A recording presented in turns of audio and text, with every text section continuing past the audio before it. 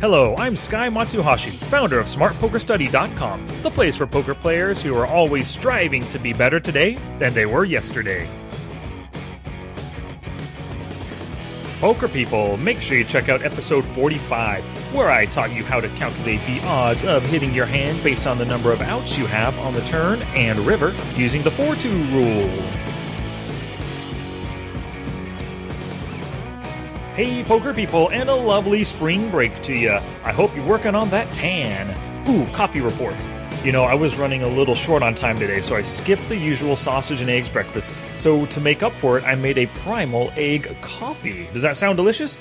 Well, it should, as it is a full cup and a half of coffee, 2 whole raw eggs, a pinch of salt, and some sugar all blended together. I frickin' love it, and I guarantee it's better than that crappy muffin or granola bar lots of people eat out there for breakfast nowadays. So give it a shot and stay healthy, people! Okay, let's get to the pokers. Today is the 5th leak plugging episode, and I'm going to help you plug that leak of Nitty late-stage MTT play and help you build, or at a minimum, maintain your stack on your way to the final table. I'm sure all of you MTTers out there will get some good stuff from this one. And as with all leak plugging episodes, I've updated the leak plugging PDF, which you can download from the show notes for this page at smartpokerstudy.com/pod47. Now here it is, today's podcast mission. My mission for today is to show you how to navigate your way through late stages of an MTT and make it to the final table with a healthy stack. And an act to pack sacks and never pay tax. Ho! Please tweet me if you know that lyric.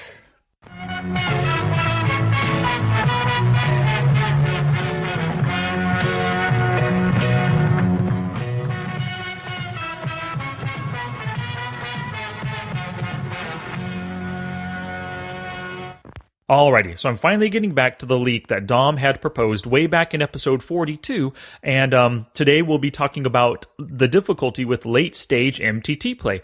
I didn't ask him for more details, but I'm assuming for most people with this leak, it's one of playing too nitty when it's time for us to open up our game and start stealing more in order to accumulate chips from the other nitty players at the table.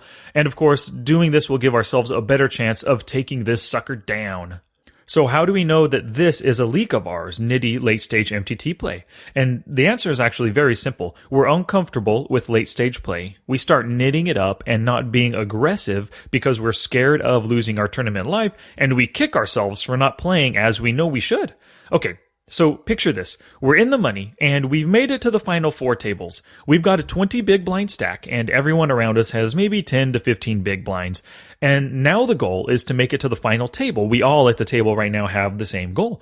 We're on the button, and it's folded to us, and we have Queen 3 offsuit. We look at the stack sizes of the blinds and think, geez, if they 3-bet me, I'll have to fold. And so we just fold the Queen 3. Next hand in the cutoff, we're dealt the Jack 9 off, and muck again. Next, in the hijack, we're dealt King 7 suited, and we think, dang it, I didn't open the first 2 times. Why should I open this? It's not that good of a hand either, and I don't want the remaining 4 players to 3-bet shove with their 12 big blind stacks, so we just fold. It goes on and on like this. Blinds increasing, being dealt crap. We can't open. We can't 3-bet other people that open ahead of us, and before we know it, we're at sub 10 BBs, and we're locked into this nitty Nancy mode until our stack gets so short that we're forced to start shoving. So there's a few problems with this whole situation. Problem number 1 is we're thinking like a loser. Problem 2 is we're not showing aggression and accumulating chips. And problem number 3 is we're not thinking about how to exploit our opponent's tendencies and our reads on them. So problem number 1 was thinking like a loser. And we've all done this to ourselves many times over. You know, we get all up in our heads and start thinking negative thoughts. And before we know it, we're knitting it up with old Aunt Nancy in an effort to stay alive. And we're just hoping for a big hand to double up with. And this really is a huge mental game leak. Oh, and you know, when I encounter this, there's a question I've always got at the ready to help me with such an occasion. What would Ivy do? I ask this of myself when I start getting scared for my tournament life. You know, whether it's before the bubble, at the bubble, just beyond the bubble, or even, you know, on my way to the final table. It's a great question that kind of prompts me to fake it till I make it. So the next time you're in fear for your tournament life, take a step back and ask yourself, what would Ivy do? Make a list of the things that Ivy looks for on a post-it note maybe and put it on your monitor or an Evernote if you're playing live. This is a list that you want to refer to when you're in those situations where you start fearing for your life. Here's my list of things that I think go through Ivy's head in the late stages. Opponent stack sizes, opponent tendencies and player types, who's concerned about making the money, who can he attack in the blinds, and who will fight back versus his aggression. I'm sure he thinks about much more than this, but whatever he's thinking about, it includes plans for how he's going to pad his chip stack on the way to the final table. Alright, so problem number 2 was not showing aggression and accumulating chips. So late stage MTT play really is all about keeping up your stack relative to the blinds. So aggression is the word of the day. Everybody repeat that with me. Aggression! Ivy knows this, and of course you do as well. Now, it's really easy to remain aggressive when you're getting big cards, It's natural and easy to raise when you're being dealt 9s or better and good suited aces and Broadway hands. But how do we show aggression when we're not being dealt strong hands? The answer is to find spots to be aggressive. We learned a lot from Alex Fitzgerald back in the interview the other day in episode number 43. So some of the stuff I'll talk about now comes from him and some from myself as well. It'll be interchanged, mixed up, He said we need to keep our steals to the cutoff, button, and small blind. It's super tough to make steals profitable from anywhere before the cutoff because the more players there are left to act behind, the more likely somebody will fight back. Keep the early positions as value opens and let the others knock out each other with badly placed or badly timed steals. Keep your steals to the cutoff, button, and small blind. So we're stealing from those positions, and how do we know who to target? That's a great question. The answer is we look at some fold to steal stats. For live players who aren't using a HUD, you'll have to estimate how risk averse the blinds are and how likely they'll fold to steals in order to preserve their tournament lives. For us using a HUD, some of the steal stats to focus on are the total fold to steal, which should be up on your HUD, the fold small blind to a steal, which should be in a little pop-up that you can open up real quick to find out, and the fold big blind to a steal. So the first one there, the total fold to a steal. This stat should be on your HUD, and you should be looking at it, all tournament long, actually, and especially as the blinds start to go up in the later stages. This will be your most relied upon stat to help you gauge how effective your steals will be, and will show you how often he fights back. Anything over 75%, as a fold to steal, is great for this stat. And depending on how you think this guy views the money, anything over 60% could be pretty good for stealing against as well. If you think he's really concerned with jumping up the pay grades and is playing very nitty, even if his fold to steal is 60 or 50%, he is a good one to target as well. And then along with that total fold to steal, of course, you have the fold the small blind and fold the big blind, those positional stats. And those are great to keep in your pop-up so that you could really nail down how often you think each one will fold in both of the blinds. And you can combine fold percentages to get an overall likelihood that the blinds together will steal. So let's say the big blind folds 60% of the time, and the small blind folds 90% of the time. Combined, they fold 54% of the time, and that's just 60% times 90%, or 0.6 times 0.9. Now, in a full ring multi-table tournament, there's about 2.5 big blinds in the pot with the blinds and antes.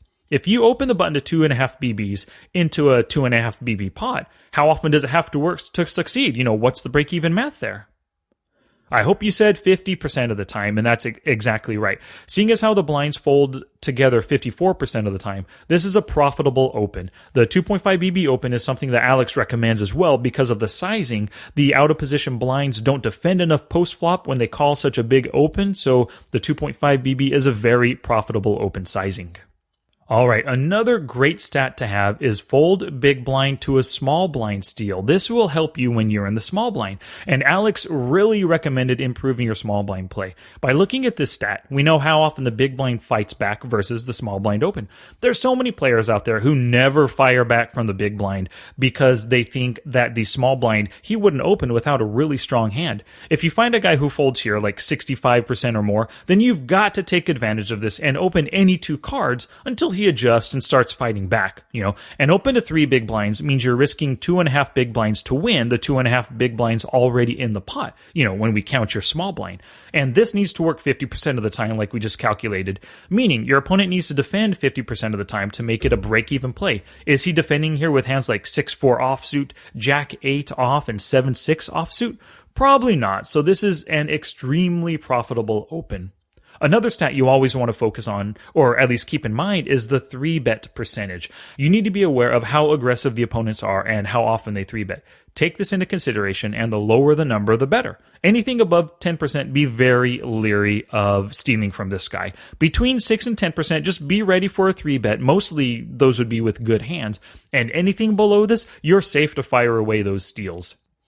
And so let's say you've decided to steal. You know that you're going to steal. Well, before you actually hit that raise button, I want you to look at your opponent's post-flop tendencies. And these are really, really noticeable from the fold to flop and fold to turn Cbet stats. So, Dom, you wanted to know how to Cbet more effectively. Well, there's 2 parts to this, knowing how often he'll fold and comparing his range to the board. So for the first part, you want to know how likely he'll fold to a Cbet when he hasn't made a strong hand. Keep the fold to flop and turn Cbet stats in your HUD for quick reference. And you should be looking at these before your opponent even calls you on the flop. Before you even hit that raise button, you want to look at both of your opponent's fold to Cbet stats. The sooner you start to make your post-flop plans, the better. And of course, the higher his fold to Cbet, the better. And whichever street he's most honest on, you want to make sure you've got the effective stacks in play to get you to that street to make a bet. And the second part of this post-flop equation is knowing how his calling range pre-flop hits the board. Now, that should be an entire podcast on its own, and I will do eventually multiple podcasts on ranging and board textures eventually. But for now, I'm sure you, Dom, and a lot of the listeners out there, I'm sure you've had plenty of practice assessing ranges and flops, so you should have a good read on what your opponent is probably calling with. He often hits lots of Broadway and non-ace big card boards, but so does your range. Small card boards don't hit your range so well, and he can easily rep a strong flopped hand, so be careful of those, as well as some middle card boards like 10 Jack 7, which gives a lot of pairs and draws to his calling range, to his pre-flop calling range. Always Cbet those ace-high boards, especially if you think the opponent would have re-raised pre-flop with an ace, especially if he's a short stack already. Ultimately, what you need to do post-flop is rely on your reads on the opponent, how tight you think he'll be, and how his range hits the board. Go for value when you've got a value hand, and bluff him carefully. There really is no cut and dry, easy answer to post-flop play. Just take what you know and run with it. Make sure you take notes on your opponents and learn from each interaction to inform your future decisions. Oh, and before you Cbet, look at his stack and be prepared for an all-in, check raise, or a raise from him. If you'd hate to see that, and it would just make you throw up in your mouth and you'd have to click the fold button, then you might just want to check behind instead of making that Cbet. When it comes to aggression and who to target, stack sizes should always be taken into consideration. So Dom, you had mentioned in your original email to me about being a big stack surrounded by smaller stacks. Well, as a big stack, you should target the mid stacks and let the small stacks attack you. Unless, of course, you have a good hand, then go ahead and raise and let them try to fire back, or call you. The mid stacks are scared of busting before the small stacks, and your stack size threatens their tourney life. And small stacks often get it in very light just to try and steal the blinds or antes, so you can let them attack you and call with an appropriate range that has theirs beat. As a mid stack, I want you to target all but the largest stacks. Other mid stacks don't want to lose chips, and small stacks will think you've got will have a good hand and they'll likely fold, especially if they think they can't push you off of your hand with a 3-bet shove. And some of the larger stacks, but not the largest ones at the table, they don't want to double you up and then become a small stack or a mid stack themselves, so they're good ones to attack as well. And as a small stack, you want to target the mid stacks. These guys don't want to become a short stack by doubling you up, so target them. Be aware of the big stacks because your hit to their stack isn't so bad, so they'll be calling you a bit wider. Make sure if you attack a big stack that you've got a better hand than normal, like maybe a top 25% hand or better. Sometimes when you're in the cutoff or button, you've just got some jam monkeys to your left. This can happen. You've got super aggro guys with position on you. If this is the case, and they're going to make it difficult to steal from them, then just don't do it. You're better off not making the steal if you believe it won't work. But if you're deep enough and they're 3-betting instead of jamming, then you can open and jam over their bluff 3-bet. But stacks probably have to be a bit deeper, like 20 big blinds, maybe 25 big blinds or more, so that he isn't priced in to call your 4-bet jam.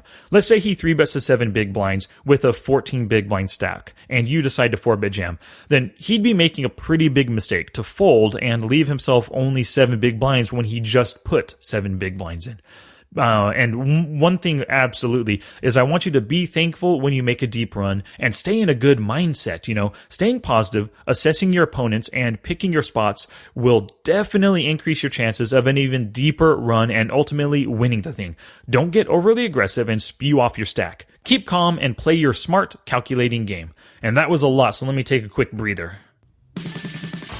Would you like your chance to win a free $10 every Tuesday to jumpstart your online poker career?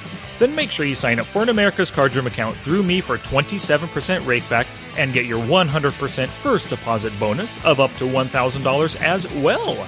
Once you click through one of the banners in the show notes, email me your newly minted ACR screen name and you'll be entered into a weekly drawing for a free $10 player-to-player transfer. I'll announce the winner in the podcast every Tuesday and transfer the $10 from my own ACR account to the winner's account. And soon we'll be holding weekly free rolls exclusive to my listeners. So get in on the action and open your own America's Card Room account today by clicking the banner at the top of this episode's show notes or go to www.smartpokerstudy.com/ACR for more details and your chance to win $10 weekly. And we're back. So the mistake number 3, the problem with this whole situation of Nitty late stage MTT play is not exploiting your opponents enough. So we just got done discussing keeping up with the aggression, but sometimes it can be good to tighten up if your opponents are playing too loose and just looking for the double up. This speaks to exploiting their current mindset and actions. Watch for players getting short and having the desire to get their chips back. They'll play loose and you need to tighten up to get their chips. Fighting loose play with loose calls is a losing idea. Lose equals lose. Or lose equals lose. In poker, it's most profitable to do the opposite of what your opponents are doing. They tighten up, you loosen up. They loosen up, you tighten up. Adjust your play to your opponents. And remember the gap concept. I haven't talked about this before, but it's something that a lot of people they already know about, maybe from Harrington on Hold'em. But you need a stronger hand to call a shove than you do to make the shove yourself. When you shove with a weaker hand, you've got fold equity on your side. When you're calling a shove, you've got 0 fold equity, and your only hope is that your hand holds up. So stay tighter when calling all-ins.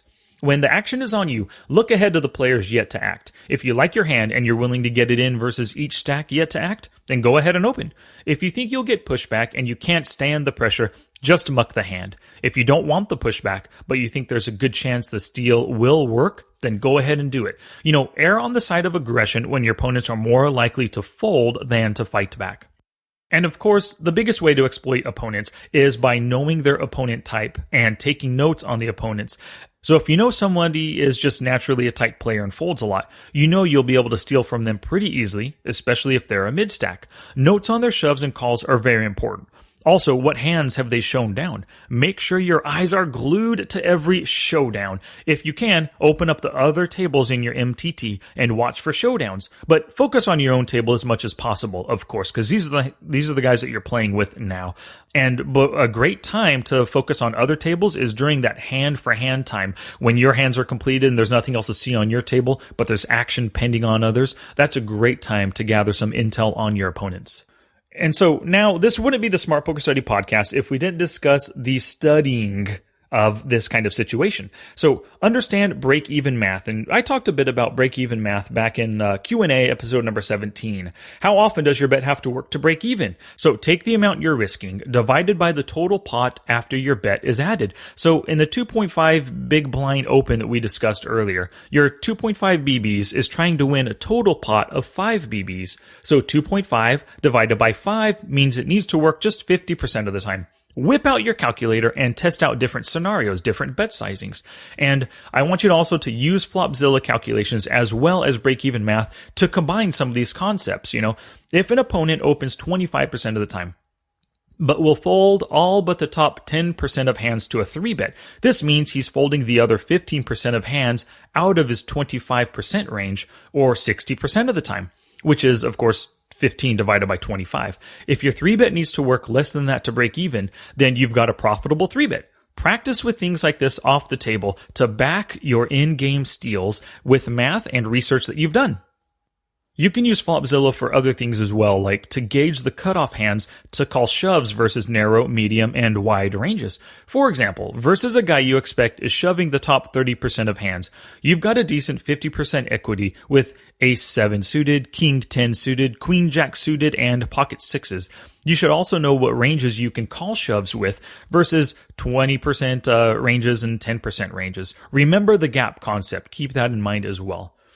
And filtering for hands to study, I want you to look for deep runs in your software and take notes in your poker journal when you make a deep run so you can review those hands. Go hand for hand and look for spots where you made bad choices, bad decisions, terrible plays and stuff. Maybe you played too nitty or you played too loose. Find your mistakes and commit to not making them again after you do some research on those mistakes.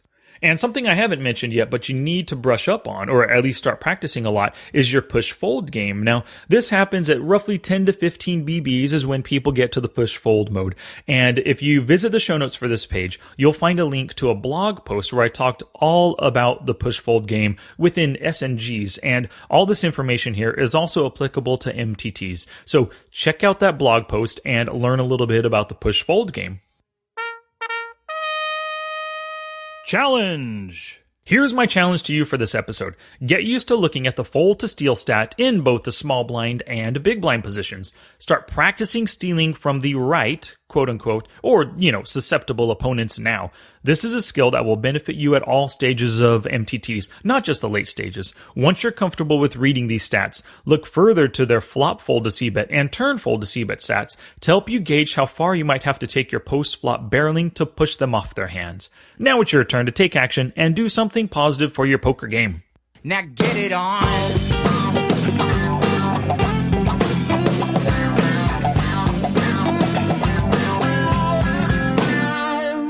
Okay, to recap the episode, we discussed staying aggressive in the late stages of MTTs, thinking like Ivy and looking to exploit your opponent's tendencies. It is a lot to think about, but the more time you put into studying short stack play off the tables, the better your chances of making the final table and taking the whole thing down. So please go to the show notes at smartpokerstudy.com/pod47 for everything mentioned here, and make sure you pick up that leak plugging PDF while you're there. Thank you so much for listening today, and if you like this leak plugging series, please send me any leaks you are suffering from, and I may just do a podcast on it. The more people that send in about the same leak, the more likely I'll be to cover it. Also, I love feedback. Hit me with it through the show notes, or you can also send an email to sky@smartpokerstudy.com, tweet me at smartpokerstudy, or post in the Facebook group at smartpokerstudy.com/discuss. And please send me your questions and ideas for podcast topics through all the channels just mentioned. Alrighty, poker people, be sure to come back for Friday's Q&A, where I get busy with some answers to important listener questions. Word of mouth is the best advertising, and a recommendation from you to your friends would be most appreciated. If you enjoyed our time together and learned a little something, please share it with your husband, because, he needs the help. Until next time, study smart, play much, and make your next session the best one yet.